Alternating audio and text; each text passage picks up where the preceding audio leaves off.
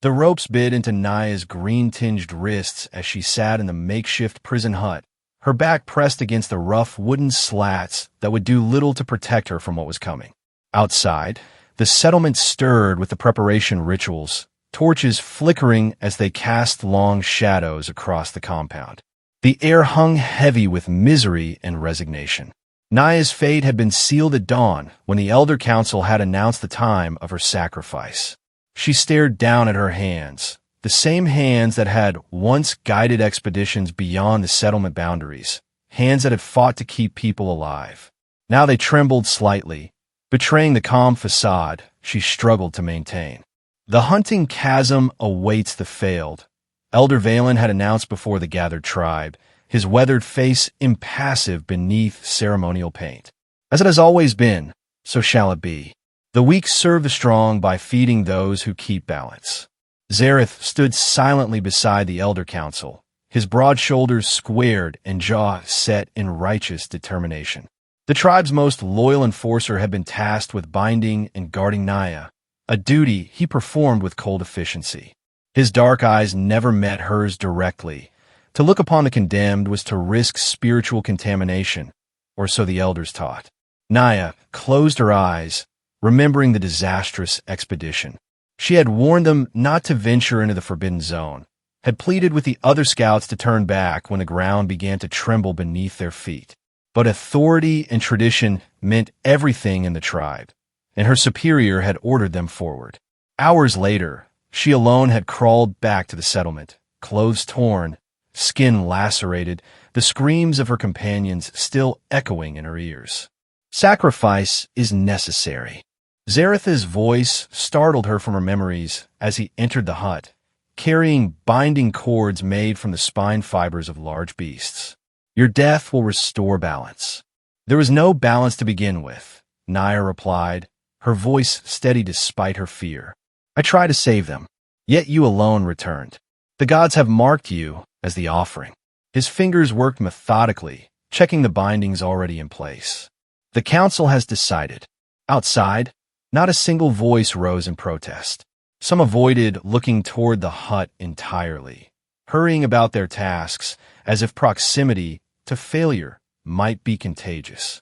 Others peered with morbid curiosity, children shooed away by parents who nonetheless sneaked glances themselves. The settlement had seen many sacrifices before. It was the way of survival in this broken world.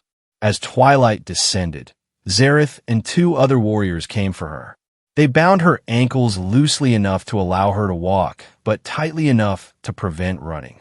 The procession to the hunting chasm was silent save for the rhythmic beating of ceremonial drums that signaled to all that justice was being served, that the tribe's protection was being secured for another season. The stone pillar at the chasm's edge loomed against the darkening sky.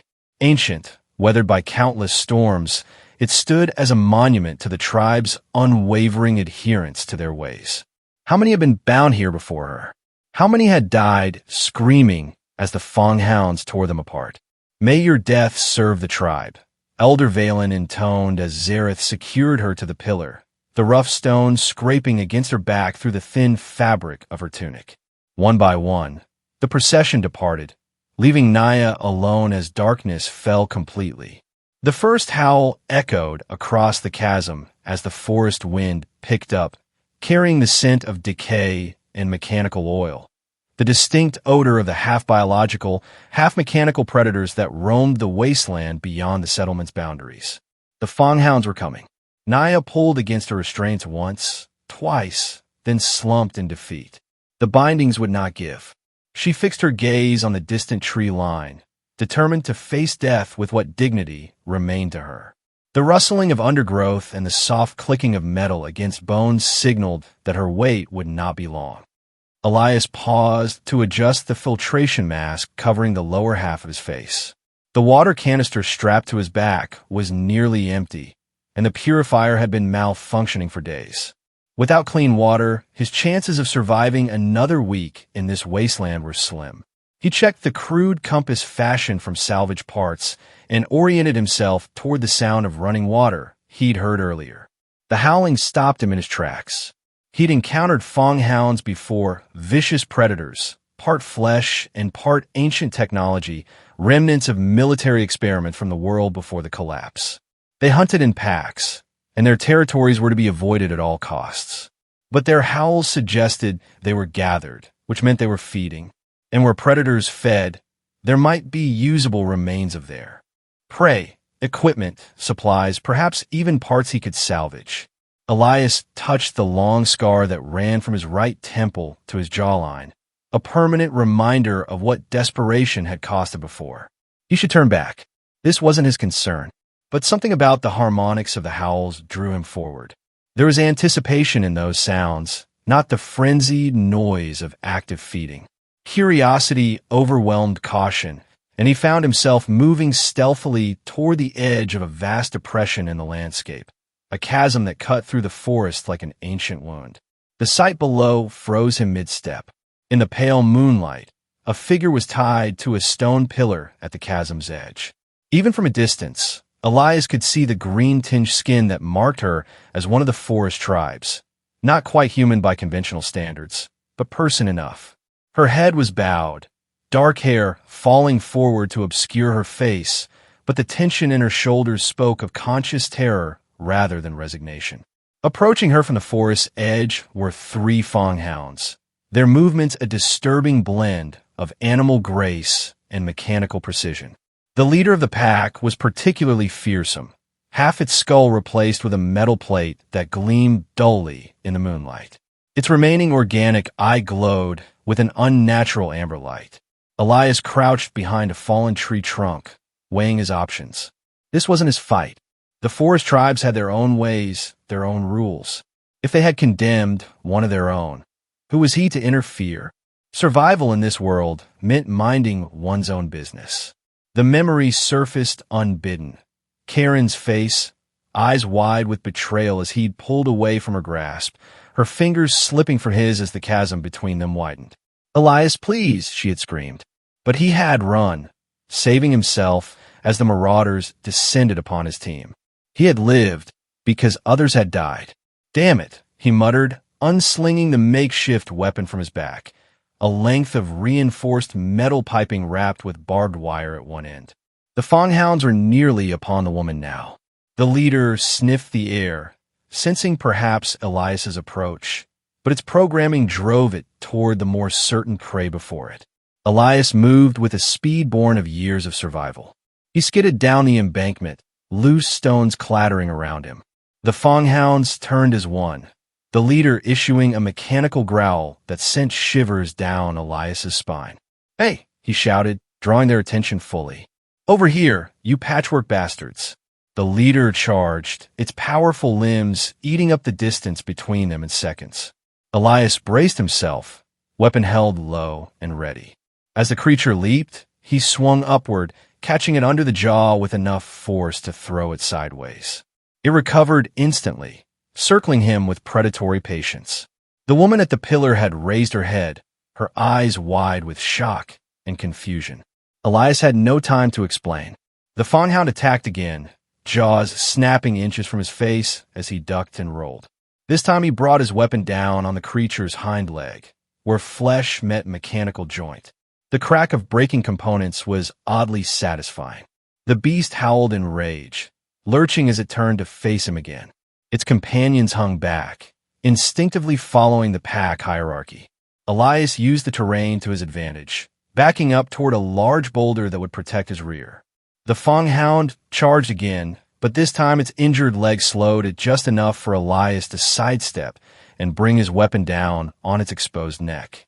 The creature's momentum carried it forward as Elias maintained his grip on the makeshift weapon, wrenching the fanghound's head at an unnatural angle.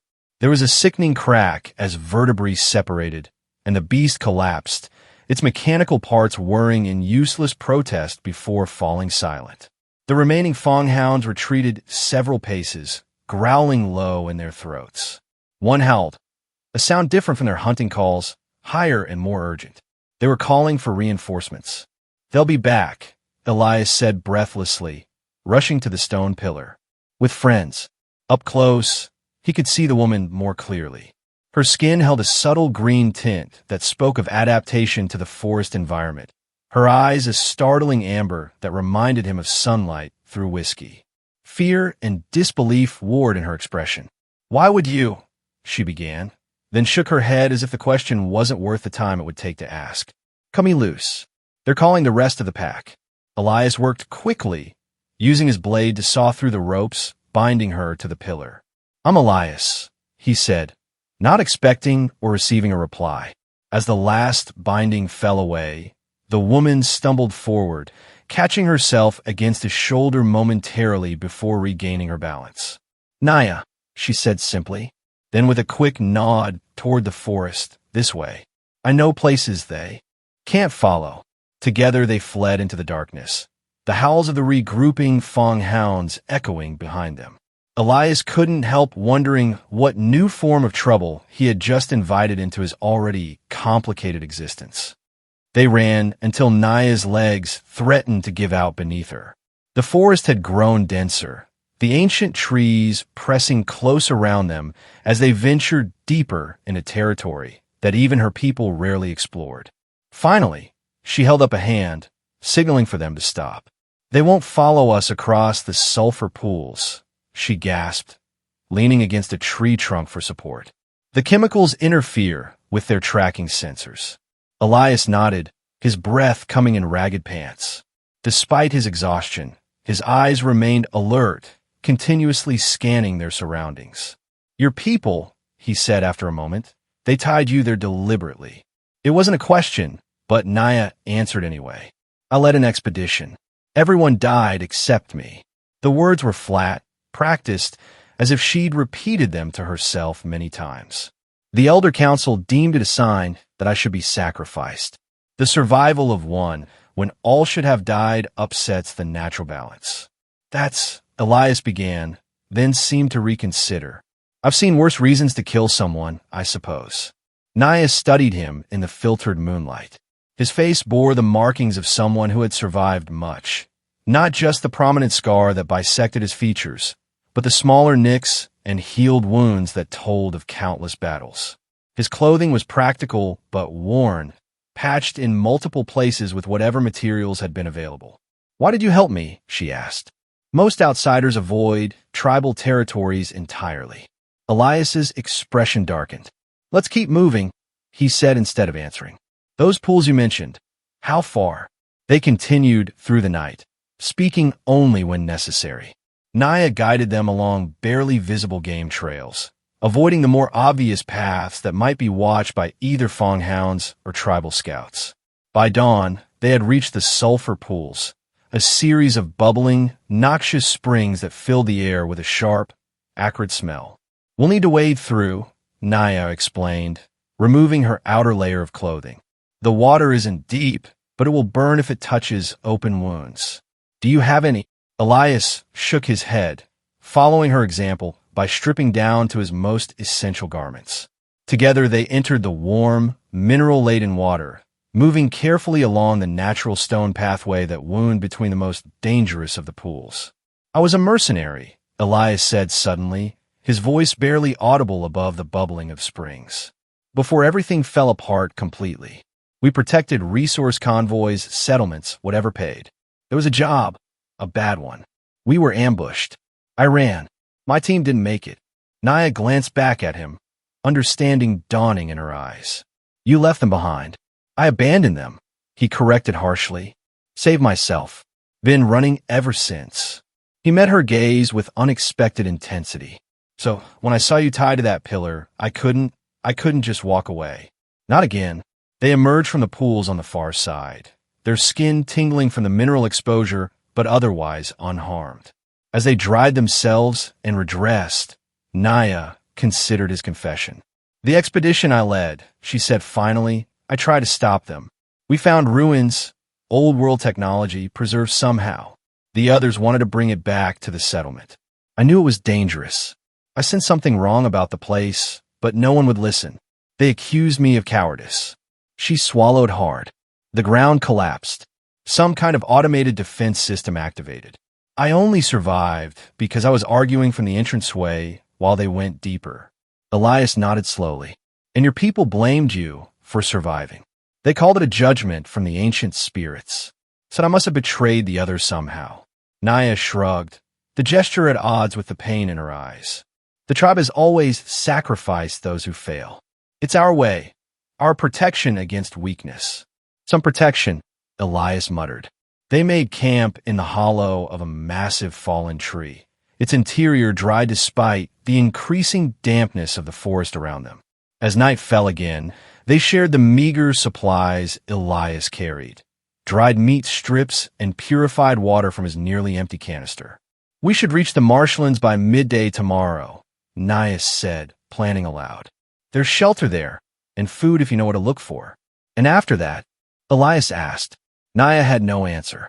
The concept of after had ceased to exist for her the moment the council pronounced her sentence.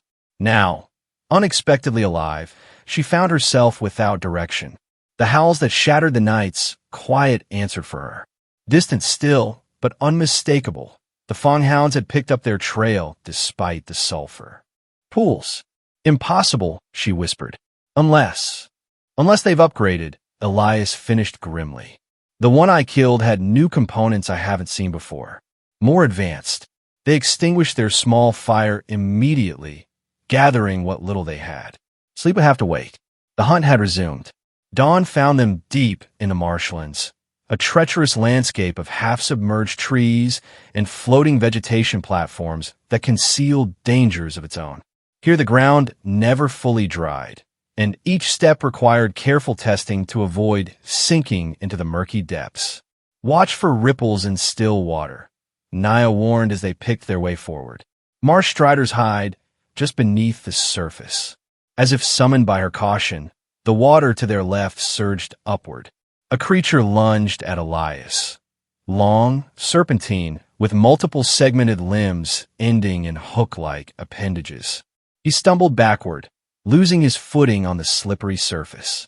Naya reacted instantly, grabbing a fallen branch and thrusting it into the marsh strider's path.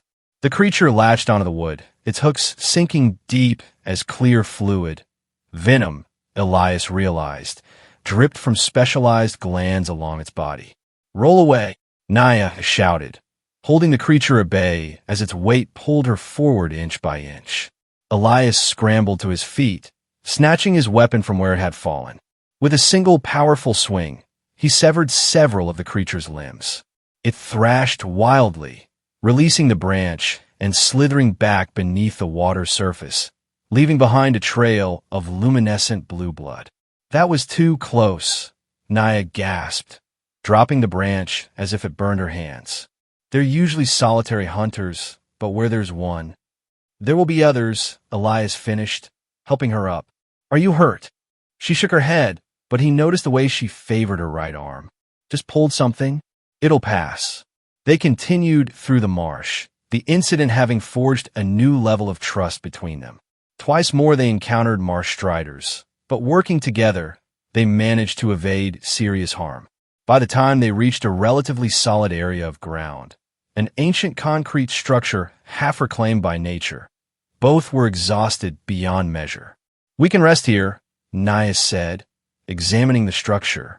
It's defensible. One entrance, solid walls.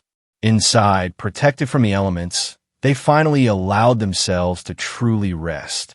Elias tended to Naya's arm, which had indeed been strained during the encounter with the marsh strider. His large hands were surprisingly gentle as he bound it with a strip of cloth torn from his own clothing. Thank you, she said quietly. For this? It's nothing. For everything. You didn't have to save me. You didn't have to stay with me. Elias was silent for a long moment. Maybe I needed saving too, he said finally. That night, as they huddled against the growing chill, Naya found herself drawing comfort from the steady rhythm of Elias's breathing beside her. For the first time since her sentinel, she allowed herself to hope. The howls that woke them in the pre-dawn darkness carried a new quality, a harmonized hunting call that echoed from multiple directions at once. The Fonghounds had not only found them, they had surrounded them. But it wasn't just the Fonghounds they had to worry about. As daylight filtered through the marsh fog, Elias spotted movement on the distant ridge, human shapes moving with purpose. Your people, he said grimly. Naya nodded, her expression torn. Zareth would have insisted on retrieving me, or confirming my death. The ritual was interrupted. In their eyes, that means the sacrifice wasn't accepted. So now we're being hunted by murderous cyborg dogs and murderous tribal warriors, Elias summarized with grim humor. Wonderful. We need to keep moving, Naya replied, gathering their few possessions. There's a network of caves about a day's journey from here. We might lose both groups in the underground passages. Elias nodded, though his expression remained troubled. And then what, Naya? Keep running forever? There has to be an end to this. She paused, her hands stilling. What are you suggesting? I don't know, he admitted. But at some point, you'll have to decide whether you're truly leaving your people behind forever, or if there's something worth going back for. The question hung between them as they prepared to leave their temporary sanctuary. Naya had no answer, at least not one she was ready to voice aloud. Despite everything, she felt tied to her tribe, to the innocent children who had never harmed her, to the elders who preserved knowledge despite their rigid adherence to tradition, to the very land itself that had shaped her people for generations. But first, they had to survive, and that meant facing the dual threats, closing in on them from all sides. They never reached the caves. Halfway there, exhaustion and dwindling supplies forced them to risk. Approaching the outskirts of Naya's settlement to scavenge for medicine and food. It was a desperate gamble, but Elias's wound, a deep gash acquired during a skirmish with a smaller fonghound the previous day, had begun to show signs of infection. We just need to reach the storage huts, Naya whispered as they crouched in the underbrush at the settlement's edge. They keep medicinal herbs and preserve food there. Under the cover of early evening, when most of the tribe gathered for the communal meal, they slipped past the outer perimeter. Naya led the way, moving with the confidence of someone returning to familiar territory despite the danger. They had almost reached the storage area when a child's voice rang out behind them. Naya, you're alive. They turned to find a small girl staring at them with wide, disbelieving eyes. Before they could react, she turned and ran toward the central gathering area, her voice carrying clearly. The sacrifice has returned. Naya is alive. Run, Elias urged, but it was already too late. Warriors appeared from all directions, weapons raised. Within moments, they were surrounded. Zareth pushed his way to the front of the gathering crowd, his expression a mixture of fury and vindication. The betrayer returns, he announced, and brings an outsider into our midst. A double sacrilege. Naya stood tall despite her exhaustion. I've committed no betrayal, Zareth. I tried to save our people during the expedition. I've always tried to protect the tribe. Yet here you stand, alive when you should be food for the fonghounds, Zareth countered. And with an outsider who has interrupted our sacred rituals and upset the balance. Elder Valen approached, his ancient face impassive as he studied the pair. Bring them before the council, he commanded. We will determine their fate according to the old ways. They were separated, Elias taken to a secured hut while Naya was brought directly to the council chamber, a circular structure at the settlement's center, illuminated by torches and lined with the preserved skulls of previous leaders. The 7 elders sat in judgment, their weathered faces revealing nothing as Naya stood before them. The charges against her were recited by Zareth: survival when others perished, escape from rightful sacrifice, collaboration with an outsider, leading danger back to the settlement. The outsider killed the alpha fonghound, Zareth concluded, disrupting the natural hierarchy of the wasteland predators. Now their rage focuses on us, all because this woman refused to accept her fate. Is this true? Elder Valen asked, his voice thin but commanding. Did the outsider kill their leader? He saved my life, Naya replied, meeting the elder's gaze directly, a breach of protocol that caused murmurs among the watching tribe members. As I would have saved our expedition if they had listened. As I have tried to save our people from blind adherence to traditions that no longer serve us. Gasps echoed through the chamber at her boldness. Zareth stepped forward. This proves her corruption. She questions the very foundations of our survival. I question sacrificing our people needlessly, Naya countered. How many have we tied to that pillar? How many were guilty only of bad luck or independent thought? We lose knowledge, skills, strength with each sacrifice. Enough. Elder Valen raised a hand. Bring the outsider. Let him answer for his interference. Elias was brought in, his hands bound, but his head held high.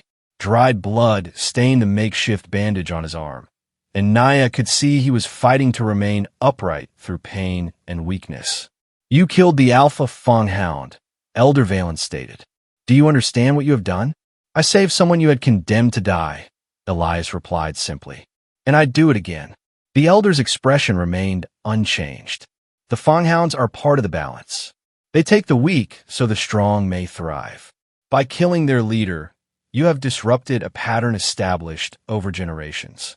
With respect, Elias said, though his tone suggested little actual respect, your pattern involves murdering your own people. The chamber erupted in outraged cries. Zareth moved as if to strike Elias, but Elder Valen's raised hand stopped him. The council will deliberate, the elder announced. Until then, both will remain under guard. They were taken to separate huts, each surrounded by warriors. Night fell over the settlement, an uneasy quiet broken only by the distant, ominous howls that seemed closer than before. Naya sat in her confinement, thoughts racing. Despite everything, part of her felt relief at being back among her people, even as prisoners. These were the faces she had known all her life, the community that had shaped her. Yet they had also condemned her to die for an imagined failure. Could she truly still call this place home? Her contemplation was interrupted by shouts of alarm from the perimeter. Moments later, the warning horns blared, long, urgent blasts that signaled immediate danger. The Fonghounds had come, and not alone. The attack was swift and coordinated in a way Naya had never witnessed from the creatures before. They breached the settlement's barriers at multiple points simultaneously, their mechanically enhanced bodies easily scaling the wooden palisades. At their head was a new alpha, larger than the one Elias had killed, with most of its skull encased in gleaming metal, red sensor lights where eyes should have been. Chaos erupted across the settlement. Warriors rushed to defend the perimeter while civilians fled toward the central structures. Through the open door of her prison hut, Naya could see Zareth shouting orders, directing the strongest fighters toward the main breach while leaving the southern approach unmanned, the area where the youngest children and oldest elders had their dwellings. Without hesitation, Naya burst past her single guard, who had been distracted by the commotion.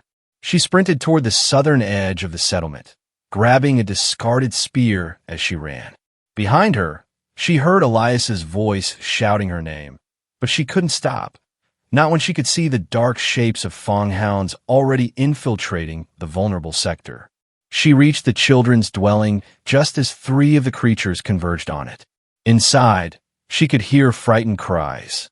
With a battle cry that surprised even herself, Naya charged the nearest Fonghound, driving her spear into the junction where flesh met metal in its hind leg. The creature howled in pain, whirling to face her with mechanized jaws snapping. She barely dodged its lunge, rolling to the side and coming up with the spear still gripped tightly. The other 2 creatures turned their attention to her as well, circling with predatory precision. "Run!" she shouted toward the dwelling. "Get to the council chamber." She managed to hold the creatures at bay for precious moments as small figures darted from the building toward the settlement's center. But she was outnumbered and exhausted. As she fended off one attacker, another lunged from her blind side, knocking her to the ground. The impact drove the air from her lungs, and the spear clattered from her grasp. The Fonghound loomed over her, metal jaws opening to reveal rows of razor-sharp teeth. In that moment, Naya felt an odd sense of acceptance. At least this time, her death would serve a purpose beyond ritual.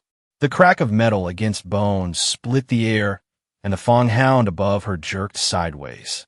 Elias stood there, his makeshift weapon swinging in a deadly arc that connected with the creature's neck joint.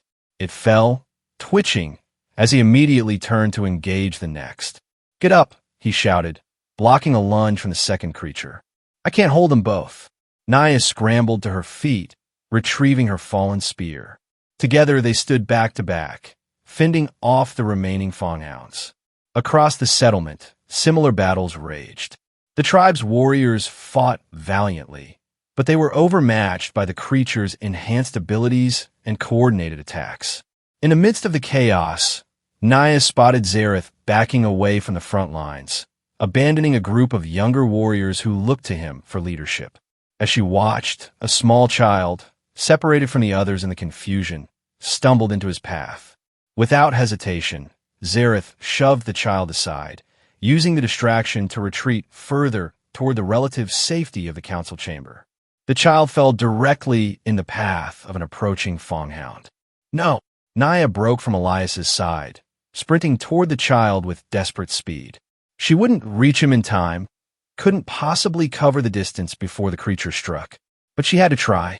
A blur of motion intercepted the Fonghound, another warrior throwing herself between the child and certain death.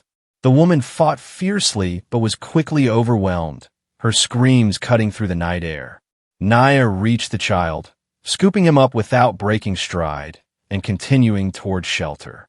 Behind her, Elias covered their retreat, his weapon connecting with brutal efficiency whenever a creature came too close. They reached the council chamber to find it barricaded from within. "Listen," Naya shouted, pounding on the reinforced door with one hand while clutching the terrified child with the other. Agonizing seconds passed before the door cracked open just wide enough to admit them. Inside, the elders huddled with the settlement's most vulnerable members. Zareth stood near Elder Valen, his expression darkening as he saw Naya and Elias enter. "You brought this upon us," he accused, pointing at Naya. "Your defiance upset the balance." "While you ran," she countered, setting the child down gently, "abandoning your duty to protect." "I saw you, Zareth. Everyone saw you." Murmurs spread through the gathered survivors. Outside, the sounds of battle were diminishing, not in victory, but in dwindling resistance as the tribe's warriors fell or retreated. "We are surrounded," Elder Valen announced gravely. "The Fonghounds have never mounted such an organized attack before." "It's the new Alpha," Elias explained, pressing a cloth against a fresh wound on his forearm. "The one with the full metal skull plate. It's more advanced, probably has enhanced command capabilities over the others." A tremendous crash against the door interrupted further discussion. The barricade shuddered but held for now. "We need to kill the Alpha," Naya said with sudden clarity. "Just like Elias killed the previous one. Without leadership, they'll scatter." "Impossible," Zareth scoffed. "It's surrounded by the entire pack." "Not impossible," Elias corrected. "Just difficult. And probably suicidal." Their eyes met across the crowded room, understanding passing between them. They had survived together this far against all odds. Perhaps they could accomplish one more impossible task. "We'll need a distraction," Naya said, her mind racing. "And weapons better than what we have." To her surprise, Elder Valen nodded slowly. "In the sacred chamber, behind my seat, there are weapons from the old world, preserved, powerful. We use them only in the direst need." "I'd say this qualifies," Elias remarked dryly. As the barricade creaked under renewed assault, they formulated a desperate plan. Ancient firearms were retrieved from the elders' hidden cache, relics maintained over generations, but rarely used due to limited ammunition. Volunteers stepped forward to create diversions at multiple points around the structure. "When the door opens," Naya instructed, checking the unfamiliar weapon with careful hands, "everyone stays inside except for us and the diversion team." Zareth stepped forward unexpectedly. "I will join the hunt for the Alpha," he announced. Naya studied him skeptically. "Why?"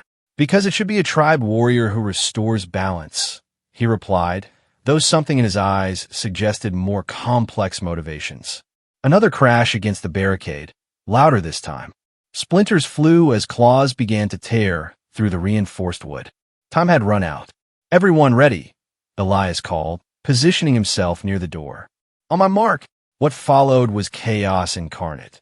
The door flying open, diversionary teams rushing out in three directions, screams and howls blending into a cacophony of violence. Naya, Elias, and Zareth slipped through the momentary confusion, making for the settlement's edge where the Alpha Fanghound directed the assault. They caught glimpses of it through the smoke of burning structures, larger than the others, its movements more deliberate, more human in their calculation. It stood atop the remains of the communal hall, scanning the battlefield with those eerie red sensors. "We need to get closer," Naya whispered as they crouched behind a collapsed wall. "It'll sense us coming," Elias warned. "Not if it's distracted." Zareth unsheathed his ceremonial blade. "I'll approach from the front. When it focuses on me, you two circle behind." Before they could argue, he was gone, slipping between shadows with the skill that had made him the tribe's foremost warrior.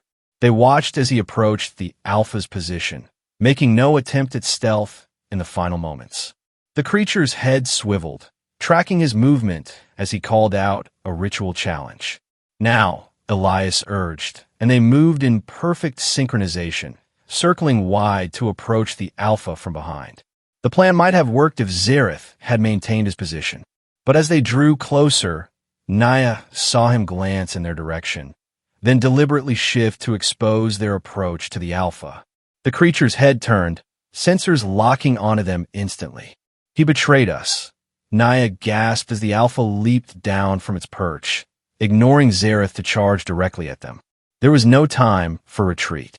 The creature moved with terrifying speed, its metal-reinforced body gleaming in the firelight. Elias raised his weapon, firing 3 rapid shots that sparked against the creature's metal skull but failed to penetrate. "Aim for the joints," Naya shouted, diving to the side as the Alpha lunged. She fired her own weapon, the bullet tearing through the less protected flank where metal met flesh. The Fanghound howled, a sound more mechanical than animal, and pivoted toward her with frightening precision.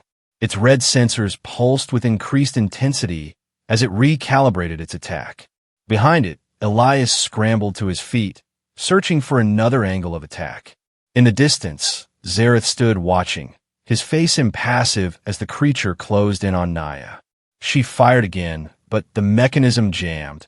Ancient weapons were unreliable at best, and this one had reached its limit. The Alpha was upon her in seconds, its weight slamming her to the ground. Razor-sharp teeth snapped inches from her face as she jammed her. Forearm against its throat, muscles straining against the creature's overwhelming strength. The smell of oil and decaying flesh filled her nostrils as the distance between those deadly jaws and her face decreased incrementally. Elias appeared behind the creature, plunging his blade into the junction where the spine met the mechanized skull. The Alpha thrashed violently, throwing him off but momentarily loosening its grip on Naya. She rolled free, gasping for breath. "The central processing unit has to be in the skull," Elias shouted, circling to keep the creature's attention divided. "We need to penetrate that metal plating somehow." Naya glanced around desperately, seeking anything that might help. Her eyes fell on a fallen electrical conduit, torn from one of the burning structures, its end sparking with live current from the settlement's jury-rigged power system. "Keep it distracted," she called, making a dash for the conductor. The Alpha sensed the division of threats and made a calculation, choosing to pursue Elias as the more immediate danger. It charged him with renewed fury, mechanical limbs propelling it forward with unnatural speed. Elias met the charge head-on, using the creature's momentum against it. As they collided, he allowed himself to fall backward, bracing his feet against the Alpha's underside and using the momentum to flip the creature over his head. The maneuver worked, but not without cost. The Fanghound's claws tore through his shoulder as it passed over him. Naya seized her moment. As the Alpha crashed to the ground, momentarily disoriented, she lunged forward with the live electrical conduit. She jammed it with all her strength into the seam, where the metal skull plating met the creature's organic neck. The effect was immediate and catastrophic. Electricity surged through the Alpha's cybernetic systems, overloading circuits designed for a different era's technology. The creature convulsed violently, its mechanical components sparking and smoking. The red sensors flickered, dimmed, then extinguished entirely. In the sudden silence that followed, Naya became aware of a change in the battlefield around them. The coordinated attacks of the Fanghound pack had ceased, replaced by confused, individual aggression. Without the Alpha's guidance, the creatures reverted to base instincts. Dangerous still, but no longer an overwhelming, organized force. Tribal warriors, sensing the shift, pressed their advantage. The tide turned swiftly as the disorganized Fanghounds began to retreat, some fleeing into the forest, others fighting to the death, but no longer with strategic purpose.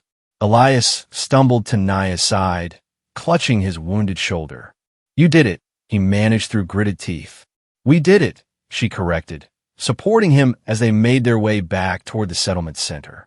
They found Zareth already there, recounting his version of events to the gathered survivors, a tale that conveniently omitted his betrayal and instead cast him as the primary architect of the Alpha's defeat. "And then I led the creature into position so that these two could—" He stopped mid-sentence as Naya and Elias emerged from the smoke. "So that these two could what, Zareth?" Naya asked coldly. "Die as you exposed our position to the Alpha." Murmurs spread through the gathered tribe members. Elder Valen stepped forward, his ancient eyes sharp despite the night's chaos. "Is this true, Zareth? Did you betray those who fought alongside you?" Before Zareth could respond, another warrior pushed through the crowd, one who had been positioned to see the entire confrontation. "I saw it all, Elder." Zareth deliberately revealed their position to the creature, then stood back while they fought for their lives. And earlier, he abandoned his post at the south barricade, leaving the children unprotected. The silence that followed was damning. Zareth's hand dropped to his weapon, his eyes darting as he calculated his options. "Don't," Elias warned quietly. "It's over." Dawn broke over a settlement forever changed. The physical damage was extensive. Structures burned, defenses breached, supplies destroyed. But the psychological impact ran deeper. The attack had exposed weaknesses not just in their walls, but in their traditions and leadership. As the wounded were tended and the dead honored, the Elder Council convened an emergency gathering of all surviving tribe members. Naya and Elias stood before them, no longer as prisoners, but as uncertain heroes. "Our ways have survived generations," Elder Valen began, his voice carrying across the hushed assembly. "But survival requires adaptation. Last night, we were saved not by sacrifice, but by courage. Courage from one we had condemned, and from an outsider we would have shunned." Murmurs of agreement rippled through the crowd. Many had witnessed Naya and Elias fighting to protect the vulnerable, while Zareth, the embodiment of their traditional values, had chosen self-preservation over duty. "The council has reached a decision," the elder continued. "The ritual of sacrifice is suspended. We will find new ways to maintain balance with our environment, ways that strengthen rather than diminish us." The announcement met with mixed reactions, relief from many, uncertainty from some, outright opposition from a few traditionalists. But none could deny that the old ways had failed to protect them when truly tested. "And what of them?" someone called out, gesturing toward Naya and Elias. "What of the outsider?" Elder Valen turned to face them directly. "Naya of our tribe has proven herself worthy 100 times over. Her place among us is secured if she wishes it." His gaze shifted to Elias. "As for the outsider, he fought for our children when he had no obligation to do so. He is welcome among us for as long as he desires." Later, as the settlement began the long process of rebuilding, Naya found Elias at the edge of the clearing, gazing toward the forest beyond. "You're thinking of leaving?" she said. It wasn't a question. "I've never stayed in one place long," he replied, still looking outward. "Not since before. The council has offered you a place here." "They've offered me tolerance," he corrected. "That's not the same as belonging." Naya studied his profile, noting how the rising sun illuminated the scar that bisected his features. In just days, that face had become familiar to her in ways she couldn't quite explain. Where will you go? She asked. Elias shrugged, wincing slightly at the movement of his injured shoulder. There are settlements to the west that might trade for the skills of a former mercenary. Or north, beyond the radiation zone. I've heard rumors of communities rebuilding with old-world technology. Naya nodded slowly, a decision crystallizing in her mind. She reached up to her neck, removing the tribal pendant that marked her as a member of the settlement. A small carved stone wrapped in copper wire, passed down through generations. I once believed that belonging meant accepting whatever role was assigned to me, she said, looking down at the pendant in her palm. Even if that role was to die for others' peace of mind. She closed her fingers around the pendant, then extended her closed fist to Elias. When he held out his hand, puzzled, she dropped the pendant into it. Now I believe belonging is something you choose, she continued. Something you build with those who value your life as much as you value theirs. Understanding dawned in his eyes. You're not staying. The tribe will survive without me, she said with certainty. They're already changing, adapting. My presence would only complicate that process. She paused, suddenly less confident. Unless you prefer to travel alone. A slow smile spread across Elias's face, perhaps the first genuine smile she had seen from him. I've tried the lone survivor routine, he said. It's overrated. Behind them, the settlement bustled with activity as people cleared debris and began repairs. Some glanced their way, curious about the outsider and the woman who had defied traditional wisdom. Among them was Elder Valen, who watched with knowing eyes as Naya and Elias gathered what few supplies could be spared. There will always be a place for both of you here, the elder told them as they prepared to depart. Should you choose to return? Naya embraced the old man briefly. Keep them safe, she whispered. Keep them questioning. The elder nodded solemnly. And you, child, find what you seek. As they walked away from the settlement, following game trails that would eventually lead to wider roads and perhaps other settlements, Elias glanced at Naya. Do you know what you're seeking? She considered the question seriously. Purpose, I think. Something more than mere survival. After a moment, she added, and redemption, perhaps. For both of us. Redemption, Elias repeated, testing the word. I'm not sure that's possible, given what I've done. What we've both done and failed to do. Maybe not, Naya agreed.